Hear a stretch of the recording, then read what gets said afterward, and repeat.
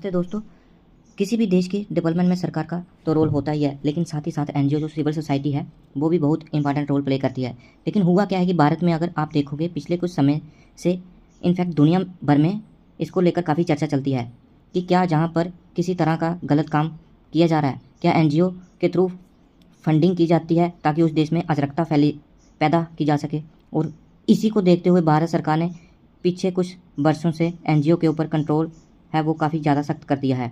लेकिन इस बार जो अमेंडमेंट सरकार ला रही है, जिसके बारे में काफ़ी चर्चा चल रही है, 2026 वाला जो अमेंडमेंट है, इसकी वजह से सरकार का पूरा पकड़ आ जाएगा एनजीओ के ऊपर। और इसीलिए हम डिटेल में समझेंगे कि आखिर ये जो नया अमेंडमेंट बिल लाया गया है FCRA में, इसमें क्या क्या चेंजेस किए जा रहे हैं, क्या कंट्रोवर्सी है। चलिए शुरुआत करते हैं।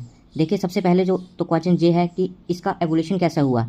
जब हम बात करते हैं FCRA की, इसका मतलब है फॉरेन कंट्रीब्यूशन रेगुलेशन एक्ट। मतलब भारत के अंदर जो एनजीओ हैं उनको जो फॉरेन से फंडिंग मिलती है उसको रेगुलेट करने के लिए कानून पास किया गया। और वो सबसे पहले हुआ इंदिरा गांधी जी के समय, इमरजेंसी के दौरान 1976 में। इसका मेन पर्पस था कि फॉरेन इंटरफेस जो भारत के पॉलिटिक्स में प्रिवेंट किए जा सके।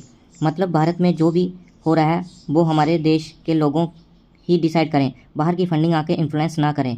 फिर 2010 में एक नया फ्रेमवर्क बनाया गया जिसमें एनजीओ एसोसिएशन और इंडिविजुअल को रेगुलेट किया गया जो फॉरेन फंडिंग लेते हैं, और ये सब मिनिस्ट्री ऑफ होम अफेयर के थ्रू होती है। फिर 2020 में मोदी गवर्नमेंट ने काफ़ी ज़्यादा टाइटनिंग की, जैसे सब ग्रांटिंग ऑफ फंडिंग को बंद कर दिया गया। मतलब अगर एक एनजीओ को पैसा आता है तो वो दूसरे एनजीओ को ट्रांसफ़र नहीं कर सकता। फिर बोला गया कि सभी एनजीओ को SBI न्यू दिल्ली ब्रांच में अकाउंट खोलना होगा। और तीसरा, एडमिनिस्ट्रेटिंग एक्सपेंसिव पर कैप लगा दिया गया। जैसे अगर 1 करोड़ आता है तो सिर्फ 20 लाख ही एडमिन में जा सकता है, बाकी पैसा एक्चुअली काम में लगना चाहिए। और आधार भी मैंडेटरी कर दिया गया फंक्शनरी के लिए। अब आते हैं 2026 अमेंडमेंट पर। बताया जा रहा है कि अब गवर्नमेंट सिर्फ रेगुलेशन नहीं बल्कि पूरा कंट्रोल करेगी। पहले कॉन्फ्लुएंस बेस पर सिस्टम था, अब एनफोर्समेंट बेस्ड हो जाएगा और एनजीओ की ऑटोनॉमी कम हो जाएगी। अब देखते हैं इंपॉर्टेंट प्रोविज़न। सबसे पहले सेंट्रल गवर्नमेंट के डेजिग्नेटेड अथॉरिटी बनाएगी। इस अथॉरिटी का काम होगा कि अगर किसी एनजीओ पर शक है तो उसके फंड, एसेट और प्रॉपर्टी को टेक ओवर कर सकती है, बैंक अकाउंट को ऑपरेट कर सकती है।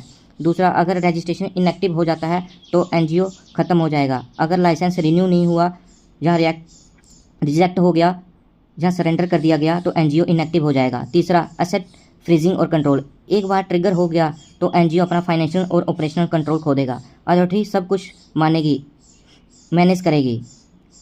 चौथा, asset disposal mechanism. Government decide करेगी कि एसेट का क्या क्या होगा। दूसरा, ऑर्गेनाइजेशन को ट्रांसफ़र जहाँ ट्रेजरी में भी ले जा सकती है।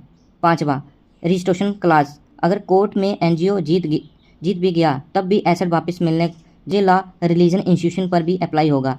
चर्च, मस्जिद, चैरिटीज सब कवर होंगे। इसकी वजह से केरला में पॉलिटिक्स कंट्रोवर्सी भी देखने को मिल रही है। अब लीगल इशू। आर्टिकल 19A सब class C, freedom of association. Article 14, equality before law. Article 21, due process. सवाल ये उठ रहा है कि बिना कोर्ट प्रोसेस के गवर्नमेंट एसेट कैसे ले सकती है। फेडरलिज्म का भी इशू है। स्टेट का कहना है कि सेंटर सब पावर ले रही है और मिसयूज का भी डर है। इकोनॉमिक इम्पैक्ट भी हो सकता है। इंडिया में हज़ारों एनजीओ काम करते हैं हेल्थ, एजुकेशन, डिजास्टर रिलीफ में। अगर ये लॉ आता है फॉरेन फंडिंग कम हो सकती है। छोटे छोटे एनजीओ हैं वो बंद होना स्टार्ट हो जाएंगे। फिर जहाँ पर जो सर्विस डिलीवरी होती है स्पेशल ट्राइबल एरिया में, कन्फ्लिक्ट जोन में, वहाँ पर सर्विस डिलीवरी नहीं हो पाएगी, जहाँ पर एनजीओ बड़ा रोल प्ले करते हैं। लेकिन हाँ, जो एक पॉजिटिव इम्पैक्ट है, जो लोग सपोर्ट कर रहे हैं, वो उनका कहना है कि देखो, एक तो हमें मनी लॉन्ड्रिंग को रोकना है, टेरर फंडिंग को रोकना है, अकाउंटेबिलिटी और ट्रांसपेरेंसी बढ़ानी है। तो दोनों तरफ से इस तरह का व्यू आपको देखने को मिलेगा। और इसका इंटरनेशनल डायमेंशन भी है, ग्लोबल क्रिटिसिज्म भी हो सकता है। जो इंटरनेशनल एनजीओ है, वॉचडॉग हैं, उनका आर्गूमेंट है कि भारत के अंदर सिविक स्पेस लगातार कम होता जा रहा है। और जैसा फॉर एग्जांपल एमनेस्टी इंटरनेशनल, उनको रिस्ट्रिक्शन फेस करना पड़ गया था भारत में। और इसका भारत के ऊपर जो इमेज है, मतलब डेमोक्रेटिक क्रेडेंशियल, भारत का सॉफ्ट पावर, ये सब इम्पैक्ट होगा। और जैसे रैंकिंग भी आती है ना, ग्लोबल सिविल सोसाइटी की रैंकिंग आती है, इसमें भी भारत नीचे जा सकता है। ये विल आपको, जैसा फॉर एग्जांपल नेपाल हो गया, नेपाल में जो जेंजी प्रोटेस्ट हुआ था पिछली बार, उसके पीछे एक थ्योरी ये भी बताई जाती है कि अमेरिका इसके पीछे पूरी तरह से बैक कर रहा था। अभी जो रिसेंटली वालिन शाह प्राइम मिनिस्टर बने, उनको तो उनके पीछे एक थ्योरी आती है कि अमेरिका जो है पूरी तरह से फंडिंग कर रहा था, सपोर्ट कर रहा था। तो इस तरह का माहौल इसलिए है कि बीच में फंडिंग हो रही है तो इन्फ्लुएंस किया जा सकता है। और वैसे भी जियोपॉलिटिकल टेंशन दुनिया भर में बढ़ रहा है तो फॉरेन इन्फ्लुएंस का खतरा बढ़ जाता है। रिलीजन कन्वर्जन हो गया, एक्टिविस्ट मूवमेंट हो गया, तो गवर्नमेंट का नैरेटिव ये है कि foreign funding actually equal to political strategic risk. अगर हम बिना किसी चेक का फॉरेन फंडिंग को अलो करेंगे तो भारत के लिए खतरा हो सकता है। और केरला की कंट्रोवर्सी में आपको पहले बताया कि केरला में स्पेशली जो क्रिश्चियन एनजीओ है, फॉरेन फंडिंग इंस्टीट्यूशन है, वो बहुत ज़्यादा है।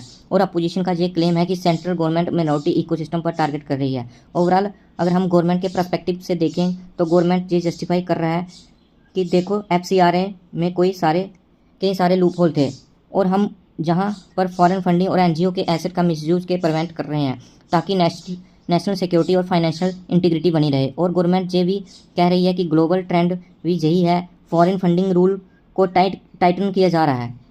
लेकिन हाँ, ओवरऑल कंसर्न भी है, एक इंडिपेंडेंट रेगुलेटरी अथॉरिटी होनी चाहिए। जो बॉडी गवर्नमेंट बनाएगी वो इंडिपेंडेंट होनी चाहिए। लेकिन सवाल ये है कि क्या भारत में कोई भी इंस्टीट्यूशन फुली इंडिपेंडेंट है? फिर जुडिशियल ओवरसाइट होना चाहिए। अगर किसी एनजीओ के एसेट लिए जा रहे हैं तो कोर्ट के रोल होना चाहिए। फिर क्लियर कंपनसेशन फ्रेमवर्क होना चाहिए और गवर्नमेंट को स्मॉल और लार्ज एनजीओ में डिफरेंस करना चाहिए।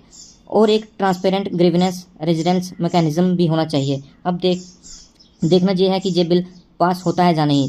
लोकसभा में गवर्नमेंट के पास नंबर है, राज्यसभा में भी ऑलमोस्ट, लेकिन अपोजिशन इसको कैसे चैलेंज करता है ये देखने वाली बात होगी। धन्यवाद।